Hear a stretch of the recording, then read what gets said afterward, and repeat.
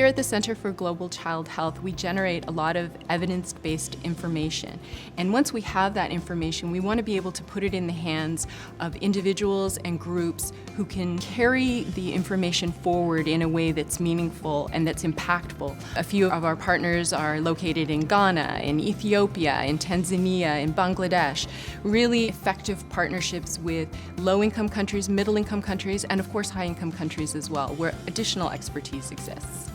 We don't want this research evidence to sit in a journal that nobody reads or in a report that nobody reads. We want people to understand it, and if they can understand it, they're more aware of the research evidence. They can think of the implications of how they might use that in their own world. So it doesn't just sit there, it comes alive. Working in partnership with knowledge users, with partners outside of the Center for Global Child Health is useful. It's useful for them because they benefit from our scientific and research rigor and our knowledge base there, and it's useful for us to make sure that our research actually answers real-world questions for them and positions them to use research where they need it most.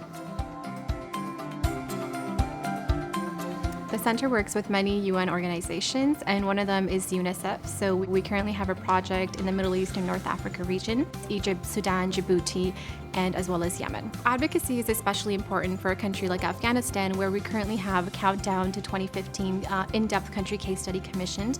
We're doing an assessment of reproductive, maternal, newborn, and child health. It's important because there's been billions of dollars invested into the country from international donors, from NGOs, from the World Bank, from private funders. However, there's never been a systematic and comprehensive review of the impact that it's made and the gains that have been made in the country.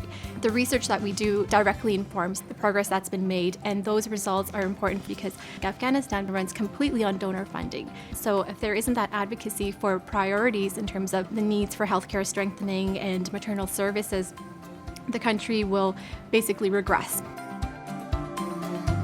The NGOs are on the ground conducting programming as well as field visits, so they're working with the women and children that we hope to have a direct impact with. So SickKids as a research institution provides that strong partnership and that synergistic role where we can actually provide that service to them. Working with top NGOs has provided the opportunity to share and exchange knowledge and understand how better to implement maternal, newborn, and child interventions in low middle income countries. It's about taking what we've learned and the experience that we've gained and putting that into action so that we can improve child health. The main focus for the center around advocacy is to take what we know and to make sure it finds its way into the hands of those who are decision makers and who can help ensure that child health is impacted by the information that we share.